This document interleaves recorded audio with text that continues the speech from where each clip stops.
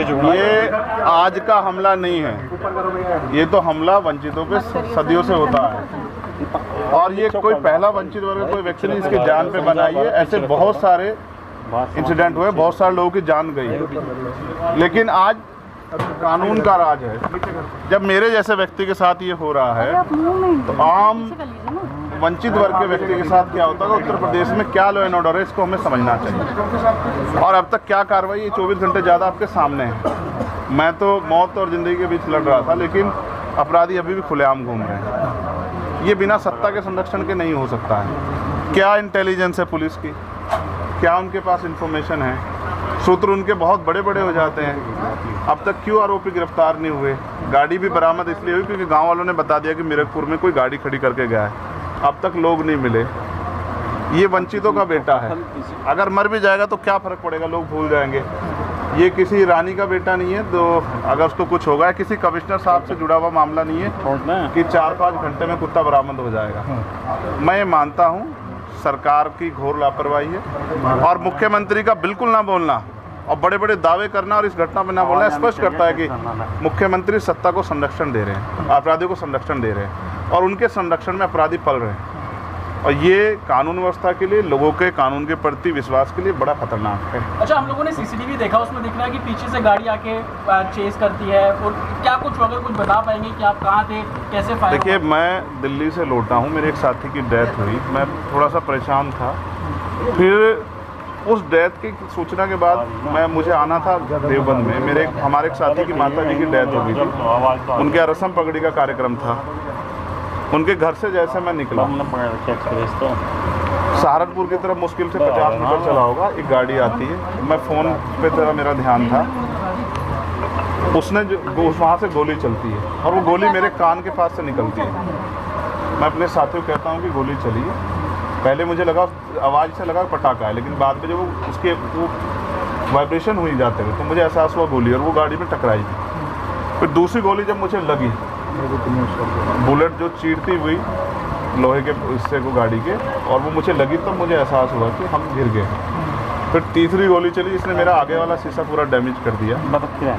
चौथी गोली पे मैं नीचे हो गया, जो गोली आपने देखा कि वो सीधी उसमें लगी। अगर मैं नीचे ना होता तो वो मेरी छाती के आर पार चली जाती। फिर वो गाड़ी 10 मीटर आगे जाकर रुक जाती है, वो 2 हवा में फायर करते हैं, जैसा मैंने देखा। और फिर उन्होंने फिर हमारी गाड़ी फायर किया। वो गाड़ी के वो फायर जो है गाड़ी के नंबर प्लेट पे लगी। मेरा ये मानना है, उनको ऐसा लगा होगा कि हमने जो काम करने आए थे वो कर दिया, अब ये मर गया शायद, जैसा पहले कई घटना में हो। फिर वो शायद सरेंडर करने के मूड में थे, लेकिन जैसे ही मनीष ने गाड़ी को मेरे कहे से यू टर्न लिया, उनको समझ आया कि जिंदा है, तब वो वहाँ से भागे। हमने पुलिस को बताया कि ये गाड़ी का नंबर है, फिर उन्होंने उसको इंक्वायरी किया। पुलिस के अच्छे अधिकारी यहाँ हैं, उम्मीद है वो अच्छा काम भी करेंगे। लेकिन ये स्पष्ट हुआ कि अपराधियों में कोई डर भय नहीं। कितने लोग थे? 3 लोग। 3 लोग थे। 2 लोग असले से हमला कर रहे थे, एक व्यक्ति गाड़ी चला रहा है। चंद्रशेखर जी, कोई थ्रेट कॉल आया हो आपको इससे पहले, कोई धमकी? पिछले कई सालों से आ रही है। मैं लगातार पुलिस को इंटीमेट भी करता रहता हूँ। मैंने डीजीपी को भी लिखा, गृह मंत्री को भी लिखा, मुख्यमंत्री को भी लिखा, यहाँ के पहले एसएसपी डीएम थे उनको भी लिखा। लेकिन डीएम साहब जो पिछले थे, अखिलेश सिंह जी, उन्होंने साफ मना कर दिया कि चीफ मिनिस्टर नहीं चाहते चंद्रशेखर को सुरक्षा दी जाए। मेरे आज भी याद है ये बात, क्योंकि मैंने एलआईयू के अधिकारी द्वारा पूछा कि भाई मैंने आपको बताया थ्रेट भी है, फिर क्यों नहीं हो रहा है? तो उन्होंने कहा भाई ये सरकार का मामला, सरकार चाहे तो दे सकती। तो मैं चाहता हूँ मुख्यमंत्री इंतजार कर रहे हैं कब चंद्रशेखर मरे, उनका काम आसान हो। लेकिन उनको ये नहीं पता कि गरीबों की, कमज़ोरों की, शोषितों की बात करने वाला चंद्रशेखर इतनी आसानी से उनकी राह के रास्ते में से नहीं हटेगा। अच्छा, अतीक अशरफ के साथ जैसा हुआ वैसे ही कुछ हो? इसका आकलन खुद करें कि क्या हुआ और क्या हो सकता था। आपके पास फ्लैश है? एक और बात, मुझे ऐसा लगता है कल की घटना के बाद, इतने बड़े उसके बाद भी अगर मैं सुरक्षित हूँ तो हमारे संतों, गुरुओं, महापुरुषों का आशीर्वाद, हमारी करोड़ों बहनों माताओं का आशीर्वाद, बुजुर्गों का मेरे पास है। और मैं जो जिम्मेदारी मैं लेके मैदान में आया हूँ, बाबा साहब अम्बेडकर, माननीय काशीराम साहब, सदगुरु रविदास जी का जो बेगमपुरा राज का सपना है, मानवता के राज का सपना है, संविधान को लागू कराने का है, इन वर्गों को अधिकार देने का है, जब तक वो पूरा नहीं होगा मैं कहीं जाने वाला भी नहीं। गाड़ी को मीरकपुर में छोड़कर अपराधी भाग जाते हैं, तो उसको कुछ और बता रहे, कुछ तो कहानी कुछ और नया मोड़ देने की कोशिश हो सकता है। वो चाहते थे जो गुजरों और दलित समाज में एकता बनी है, वो एकता टूट जाए। ये होगा ही नहीं कभी। ठीक है, ये नहीं हो सकता है। 30 तारीख को कोई महापंचायत आप लोग कर रहे हैं अपनी मांगों को लेकर? हमारी लीडरशिप ने ये निर्णय लिया है कि जब 24 घंटे में गिरफ्तारी नहीं हुई तो हमें अपने लोगों को भी जवाब देना है, तो इसलिए शायद उन्होंने 3 तारीख का समय रखा है। मैं उसका हिस्सा बनूंगा। अमेठी के अंदर एक फेसबुक वायरल हुई है पोस्ट जिसमें आपको मारने की वो की गई है, क्षेत्रीय कहीं है उसके अलावा? ठीक है, देखिए लोकतंत्र है, उनके अधिकार है, मारे या छोड़े। मैंने कहा ना, मैं पहला थोड़ा ही हूँ जो मारा जा रहा हूँ या जिसको मारने का प्रयास किया। मुझसे पहले बहुत मरे हैं, लेकिन उनको कोई जान नहीं रहा था। मुझे लोग जानते हैं तो मेरी बात पे बात आगे बढ़ती, लेकिन मैं अपने लोगों को मरने नहीं दूंगा। ये भी मैं उनको संदेश देना चाहता हूँ। उन्होंने कल घटना होने के बाद ये पोस्ट किया है अमेठी क्षेत्रीय महासभा से कि इस बार तो बच गया, अगली बार नहीं बचेगा। देखो, मैं गोली से डरता नहीं, मैं गोली से बंदूकों से नहीं डरता हूँ। मैं संवैधानिक रास्ते से चलता हूँ, संविधान को मानता हूँ। गोली चलाने वालों को भी कहना चाहता हूँ, कुदरत उनको सद्बुद्धि दे, गलत जगह पंगा ले रहे हैं।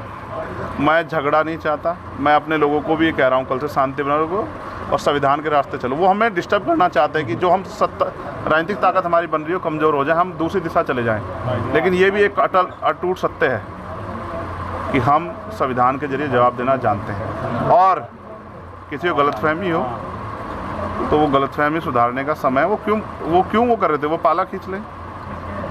मुझे ही तो मारना है ना, वो बता दे मैं चला जाऊंगा मरने, मगर मेरे लोगों के साथ तो ये खेल ना खेले ना। मैं तैयार हूँ, अगर मेरे मरने से हमारा आंदोलन आगे बढ़ता, हमारे लोग खड़े होते, मुझे कोई दिक्कत नहीं है। लेकिन उनको ये समझना चाहिए कि ये आज लोकतंत्र है। गोली की भाषा से एक चंद्रशेखर मरेगा तो क्या हो जाएगा, हज़ारों चंद्रशेखर पैदा हो जाएंगे। ये समाज, बहुजन समाज तो उपजाऊ समाज है। एक मरेगा 1000 पैदा हो, कितने चंद्रशेखर मारोगे?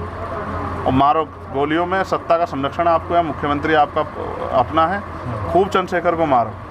हर जिले से चंद्रशेखर पैदा होंगे। पहली घटना, लेकिन बाबा साहब अम्बेडकर और माननीय काशीराम साहब को सपना पूरा करे बगैर संविधान को लागू करवाए हम लोग जाएंगे नहीं। चंद्रशेखर भाई, पहली घटना आपके साथ मुजफ्फरनगर में हुई, दूसरी अब देवबंद में हुई। क्या लगता है कि आसपास का क्षेत्र, उससे पहले बुलंदशहर, अगर पहली घटना पे ठोस कार्रवाई हो जाती तो अपराधियों के हौसले कमज़ोर होते हैं। लेकिन मैंने कहा ना कि एक रानी का नहीं, एक प्राइमरी स्कूल के हेडमास्टर का बेटा है, एक गरीब माँ का बेटा है, तो मर जाए क्या फ़र्क पड़ा, किसी को क्या फ़र्क पड़ता है? उनका रास्ते कांटा आसान से निकल रहा है, तो इसलिए उनको लगा कोई वो नहीं। लेकिन जनता समझ रही है।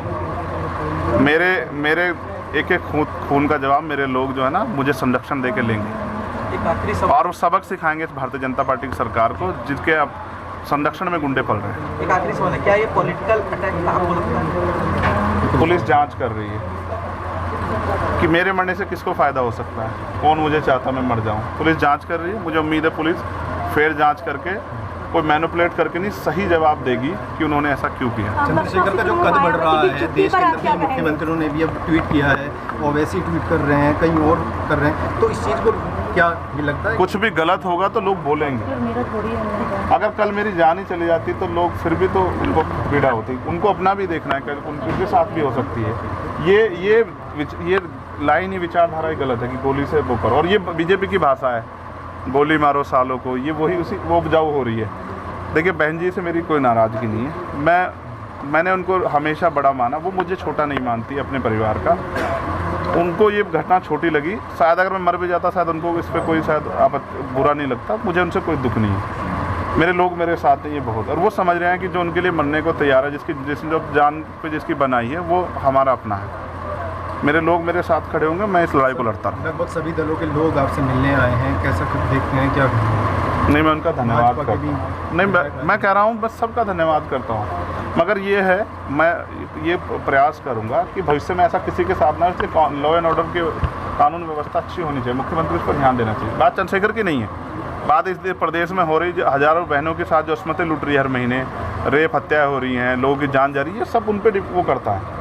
तो वो मुख्यमंत्री पद पर बैठे हैं, अगर वो इसको संभाल नहीं पा रहे तो क्या फ़ायदा, फिर उनको इस्तीफा दे देना चाहिए। फिलहाल आप ठीक है, डिस्चार्ज किया जा रहा है? हाँ ठीक हूँ। आपके कार्यकर्ताओं ने आज जो है जगह जगह ज्ञापन दिया है, सहारनपुर में दिया, अगली रणनीति क्या रहेगी? नहीं, कोई रणनीति नहीं है, पार्टी के सीनियर लीडर जो तय करेंगे हम लोग उस पर काम करेंगे। और दूसरा, मेरे पीठ में जहाँ गोली लगी है वहाँ ड्रेसिंग जारी है, पहले से आराम है, बस एक जलन और वो घाव है, जख्म वो तो है ही, तो सांस लेने में दिक्कत थी।